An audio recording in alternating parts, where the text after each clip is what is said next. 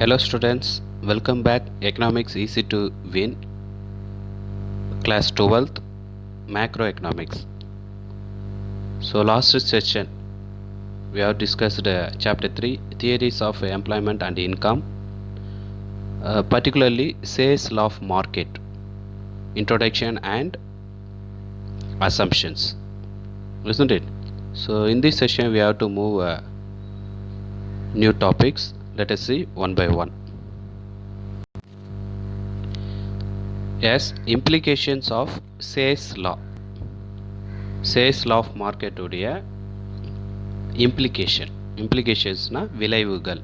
So ஜேபிசே உடைய law of மார்க்கெட்டில் எந்த மாதிரியான விளைவுகளை ஏற்படுத்தியிருக்கு அப்படின்றத தான் தெரிஞ்சுக்க போகிறோம்.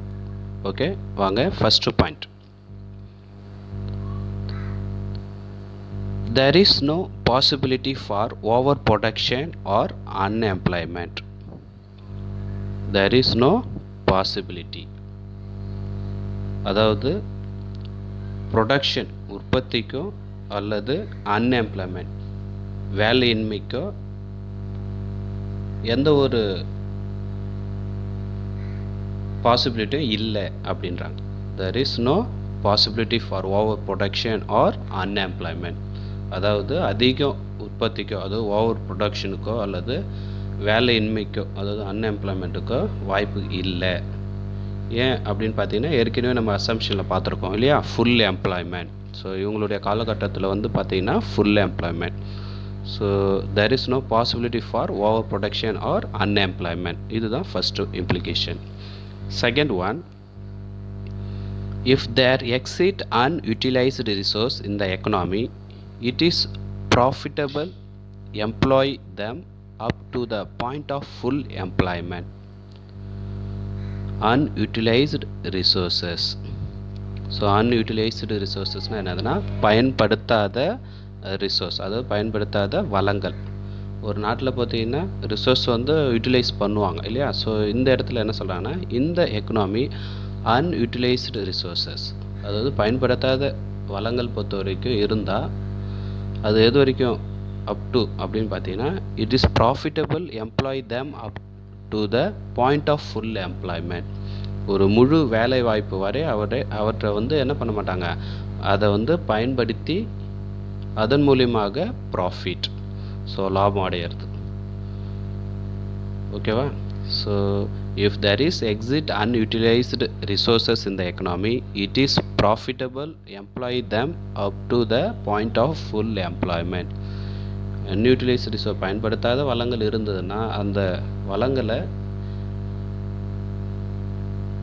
ரிசோர்ஸை பயன்படுத்தி, அதாவது வேலை வாய்ப்பு கொடுத்து அதை பயன்படுத்தி அதன் மூலியமாக லாபம் அடையுது. ஸோ இதுதான். ஓகேவா? The next, no need for government intervention. So இந்த இடத்துல கவர்மெண்ட்டுடைய தலையீடு, அதாவது அரசாங்கத்தினுடைய தலையீடு இருக்கா அப்படின்னு பார்த்தீங்கன்னா இருக்காது அப்படின்றாங்க. no need for government intervention. ஓகேவா? So that is the third point. The next, interest flexibility brings about equality between saving and investment. interest flexibility, அதாவது இன்ட்ரெஸ்ட் வட்டி சதவீதம் இருக்கு இல்லையா, பர்சன்டேஜ், அது வந்து ஃப்ளெக்சிபிலிட்டி நெகிழ்வு தன்மையாக இருக்கும். எதுக்கு? About equality between saving and investment. அதாவது சேமிப்புக்கும் அண்டு இன்வெஸ்ட்மெண்ட் ஒரு முதலீட்டு இருக்கும், அது ரெண்டுமே எப்படி இருக்கும், ஈக்குவலாக இருக்கும். எப்படி இருக்கும்? ஈக்குவாலிட்டி. ஸோ அது வந்து ஈக்குவாலிட்டியாக உருவாக்கும் அப்படின்னு சொல்கிறாங்க. ஸோ ஃபோர்த் பாயிண்டில் நம்ம என்ன தெரிஞ்சுக்கிட்டோம், interest flexibility brings about equality between saving and investment. The next point, money performs only the medium of exchange. People will not hold idle money. So இந்த இடத்துல ஆல்ரெடி நம்ம அசம்ஷன்ஸில் பார்த்தோம், money is the important role அப்படின்னு பார்த்தோம். That is the medium of exchange இல்லையா. ஒரு பண பரிவர்த்தனை செய்யறதுக்கு ஏதோ முக்கியமான ஒரு ஆயுதமாக இருக்குது மணி இல்லையா, பணம். People will not hold idle money.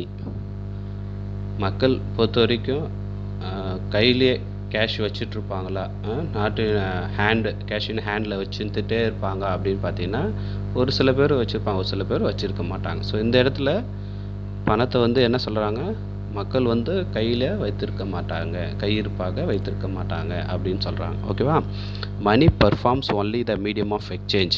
People will not hold idle money. பணத்தை வந்து கையிலே கையிருப்பு வச்சுருப்பாங்களா அப்படின்னு பார்த்தீங்கன்னா வச்சுருக்க மாட்டாங்க அப்படின்றத நம்ம தெரிஞ்சுக்கிறோம். ஸோ இது வந்து என்னது, another implications of Say's law of market. So ஒரு 5 பாயிண்ட்ஸ் பார்த்தோம். Implications of Say's law of market. Okay. The next நம்ம பார்க்க போகிறது criticism of Say's law. So கிரிட்டிசிசம்னா என்ன அப்படின்னு பார்த்தீங்கன்னா, ஒரு திறனாய்வு, சேஸ் லாவுடைய திறனாய்வு. கிரிட்டிசைஸ் பண்ணியிருக்காங்க அப்படி சொல்கிறோம் இல்லையா. So Say's law of market, அதாவது ஜேபி சேவுடைய லா ஆஃப் மார்க்கெட்டை கிரிட்டிசைஸ் பண்ணியிருக்காங்க. சரி, என்ன மாதிரியாக திறனாய்வு, அதாவது கிரிட்டிசிசம் பண்ணியிருக்காங்க அப்படின்றத ஒன் பை ஒன்னாக பார்க்கலாம். First one, according to Keynes, supply does not create its own demand. அதாவது create its demand. It is not applicable where demand does not increase as much production increases. அவர் என்ன சொல்கிறாரு, Keynes முக்கியமான points. ஒரு person who is already know that who is Keynes, he is the father of new economics, isn't it? So அவர் என்ன criticize பண்ணியிருக்காரு அப்படின்னு பார்க்கலாமா. அதாவது சேஸ் லா சொன்ன மாதிரி supply creates its own demand சொல்லியிருக்காரு. ஆனால் இவர் என்ன சொல்கிறார், கெய்ன்ஸ் வந்து supply does not create its demand, அதாவது அளிப்பு, அதாவது சப்ளை பொறுத்த வரைக்கும் டஸ் நாட் கிரியேட் டிமாண்ட், தேவையை உருவாக்காது அப்படின்னு சொல்லியிருக்காரு. It is not applicable. இது வந்து எதுக்கு அப்ளிகபிளாக இருக்காது அப்படின்னு பார்க்கலாம். அதாவது உற்பத்தி, அதாவது ப்ரொடக்ஷன்ஸ் இன்க்ரீஸ் ஆச்சுன்னா அதுக்கேற்றவாறு டிமாண்ட், தேவையும் இன்க்ரீஸ் ஆகுமா அப்படின்னு பார்த்தோன்னா இட் இஸ் நாட் சூட்டபிள் அப்படின்றது தான் இங்கே கிரிட்டிசைஸ் பண்ணது.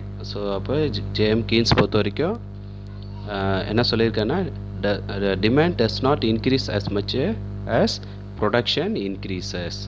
உற்பத்தி அதிகம் ஆகிற அளவிற்கு தேவையும் அதிகரிக்காது. ஸோ அதனால் இது வந்து இந்த சேஸ் லா வந்து செயல்படாமல் சூழ்நிலை ஏற்படும் அப்படின்றத கிரிட்டிசைஸ் பண்ணியிருக்கார். ஓகேவா, புரியுதா?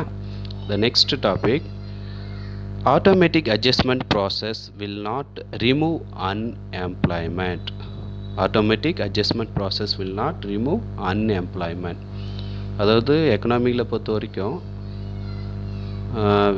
வேலையின்மை, அதாவது அன்எம்ப்ளாய்மெண்ட்டை அட்ஜஸ்ட் பண்ணுமா, அதை வந்து ரிமூவ் பண்ணுமா அப்படின்னு பார்த்தீங்கன்னா தானாகவே அது வந்து சரி செய்யுமா அப்படின்னு பார்த்தோன்னா சரி செய்யாது அப்படின்னு சொல்கிறாங்க. அதாவது வேலையின்மையை, அதாவது அன்எம்ப்ளாய்மெண்ட்டை ரெடியூஸ் பண்ணுமா அப்படின்னு கேட்குறாங்க, அல்லது ரிமூவ் பண்ணுமா அப்படின்னு கேட்குறாரு. ரிமூவ் ஆகாது. ஓகேவா. பர்டிகுலர்லி நீங்கள் பார்க்கலாம், கேபிட்டல்ஸை இன்க்ரீஸ் பண்ணிங்கன்னா ஓரளவு அன்எம்ப்ளாய்மெண்ட்டை வந்து என்ன பண்ணலாம், ஓரளவு குறைக்கிறதுக்கு வாய்ப்பு இருக்கும் அப்படின்னு தெரிஞ்சுக்கிறோம். ஓகேவா. Automatic adjustment process will not remove unemployment. So இது another criticism. Okay.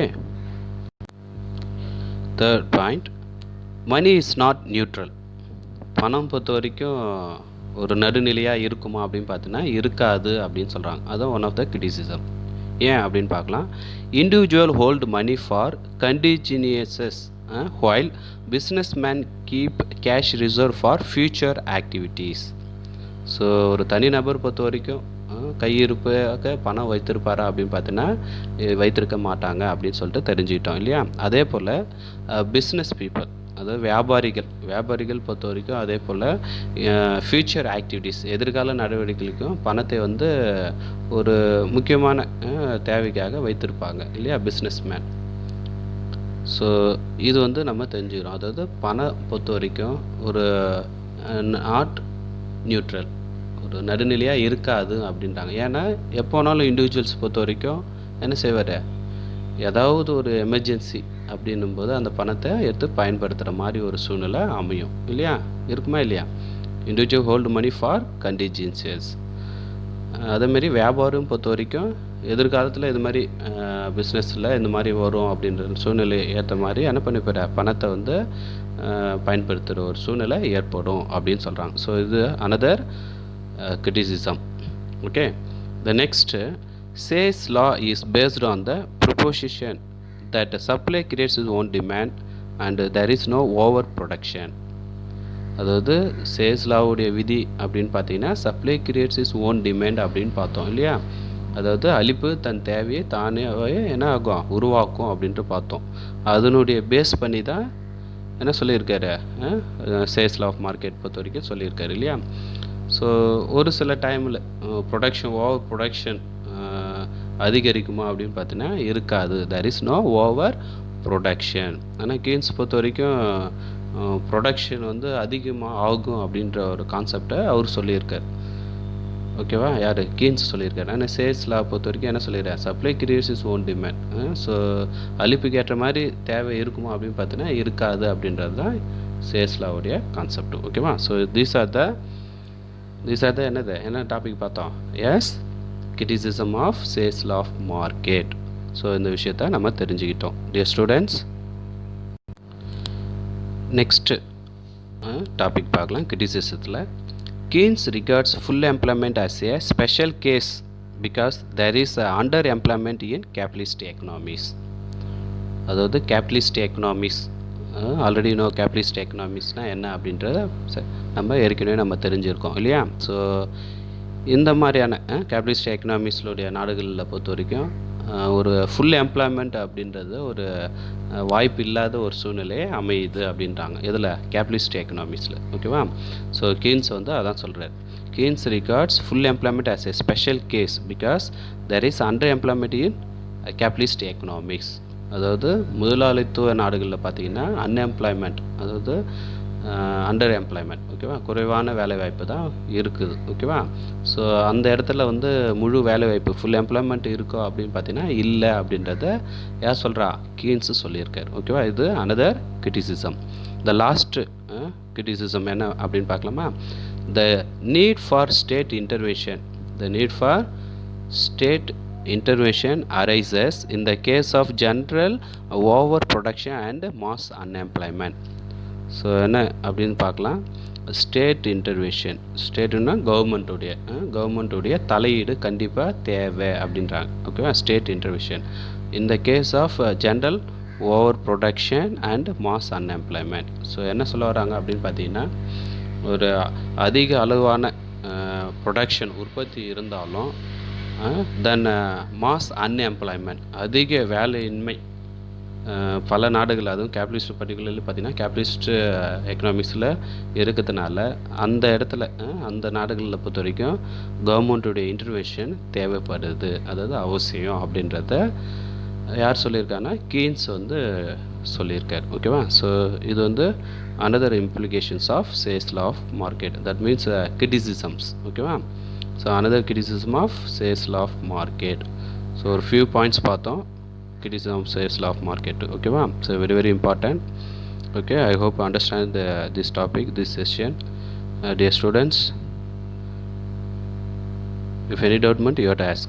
Okay, thank you students.